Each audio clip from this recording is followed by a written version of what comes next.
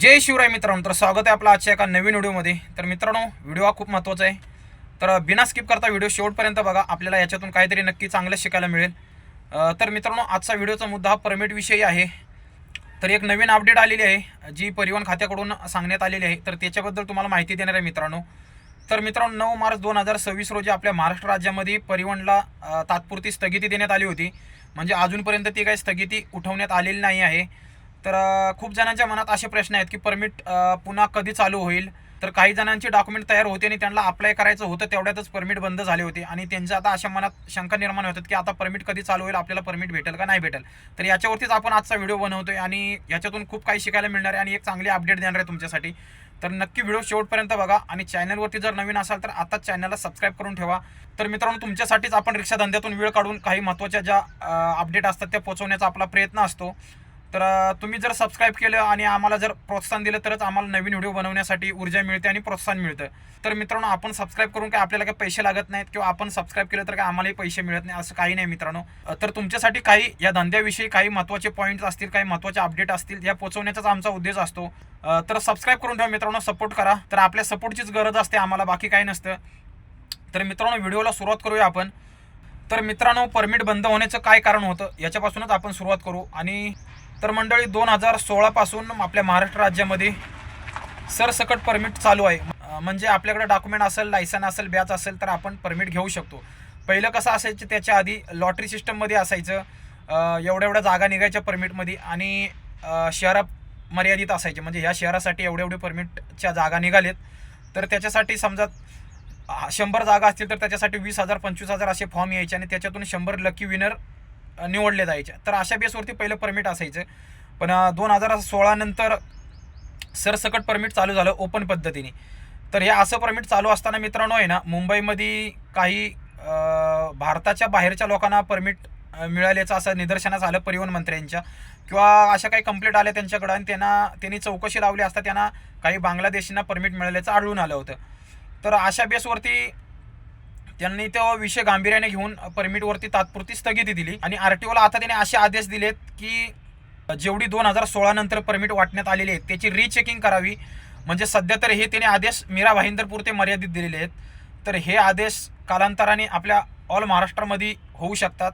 कारण मोठे मोठी जिथं शहर आहेत, जिथं पुणे असेल, मुंबई, नागपूर, नाशिक अशी मोठी मोठी जी मुख्य शहर आहेत, अशा ठिकाणी बाहेरचे लोक जास्त प्रमाणात येतात आणि ते अशा परमिटचा लाभ घेऊन असे धंदा करण्याचा प्रयत्न करतात. कारण त्यांच्याकडे अपुरे डॉक्युमेंट असतात, त्यांना असे लिगली कुठेही जॉब मिळत नाही.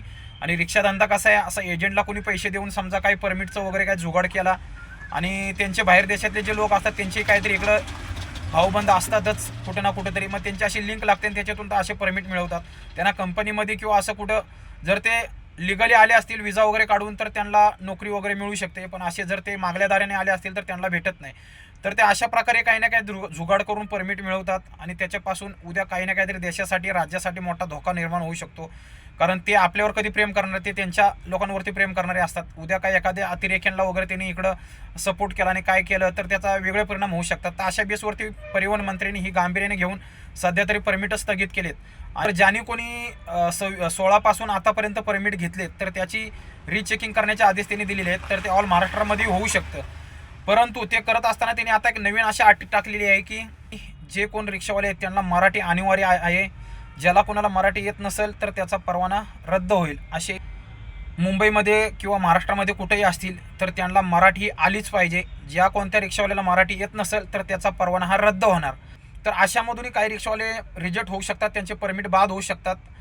तर मला तर वाटतंय सरकारने आहे ना, याच्या पुढं जे परमिट देतील ते फक्त महाराष्ट्र मर्यादित असली पाहिजे. आणि जे आता कोण परप्रांतीय आहेत तर त्यांची डॉक्युमेंट कसून चौकशी केली पाहिजे. कारण ह्याच्यामध्ये आहे ना काळा बाजार खूप होऊ शकतो. याच्यामध्ये सेटिंग हे अशा सेटलमेंट खूप होऊ शकतात. कारण जे एजंटतर्फे ज्यांनी कोणी केलं असेल तो एजंटला विचारणार की तुम्ही मला काढून दिलं होतं, तुम्ही आता परमिट बाद होते माझं, मग तो अजून एजंटला पैसे देणार, एजंट पुढं पैसे दाबणार, अशामध्ये होऊ शकतं.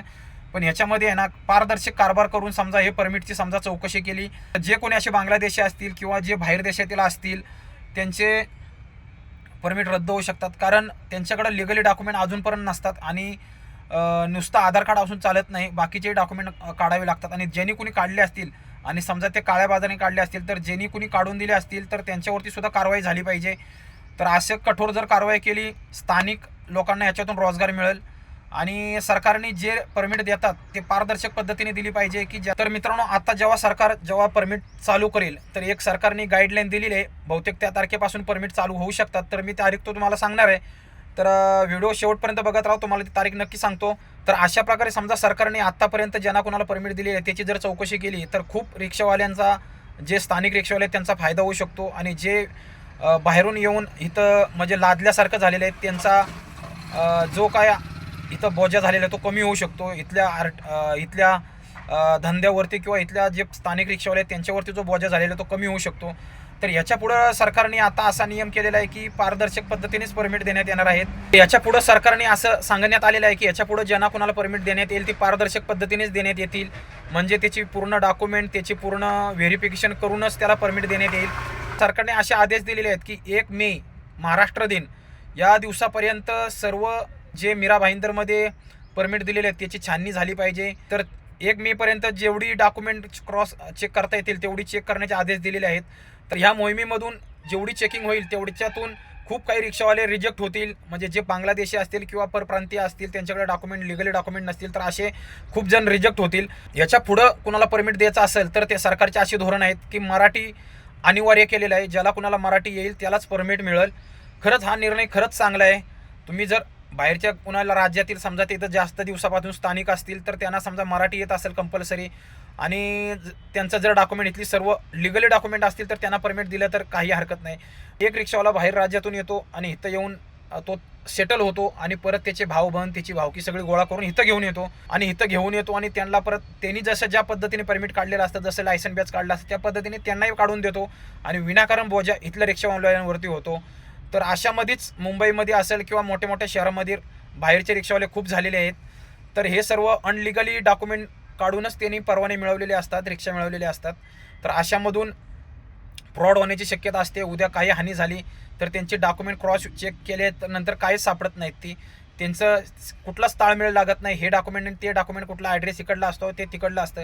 तर अशामधून खूप प्रॉब्लेम होऊ शकतात. सरकारलाही उद्या काय झालं तर पोलिसांनाही उद्या त्याची चेकिंग करताना कुठले त्याचा ॲड्रेस पत्ता धड सापडत नाही कोणत्या जागेवरती. तर सरकारने एक तारीख आता जाहीर केली आहे की ह्या तारखेपासून परमिट चालू होऊ शकतं.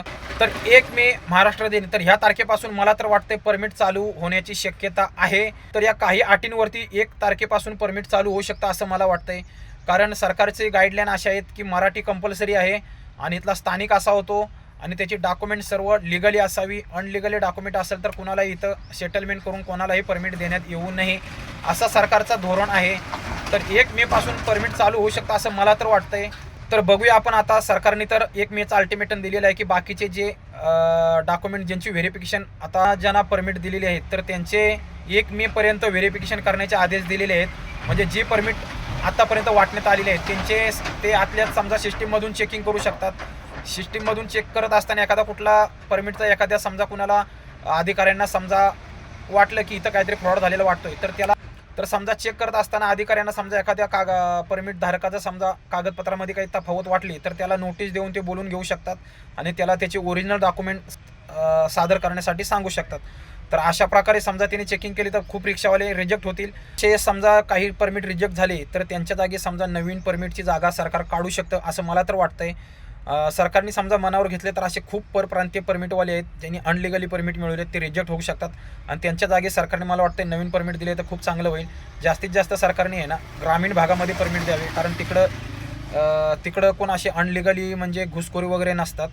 तर तिकडं सध्या तरी सरकारने मला वाटते परमिट चालू ठेवावे. ज्या मेन सिटी आहेत तिथं तुम्ही अजून क्रॉस चेक करा. 1 मे काय अजून 1 महिना घ्या, क्रॉस चेक करून जेवढे रिजेक्ट करता येतील तेवढे रिजेक्ट करा आणि त्याच्यानंतर तुम्ही परमिटची नवीन लॉटरी पद्धतीने समजा काढले ना तरी चांगलं होऊ शकतं. तर चला मित्रांनो, अशा अपडेट आहेत सरकारच्या. तर मित्रांनो, व्हिडिओ जास्तीत जास्त शेअर करा आणि चॅनलवरती जर नवीन असाल तर नक्की चॅनलला सबस्क्राईब करून ठेवा. धन्यवाद. जय महाराष्ट्र.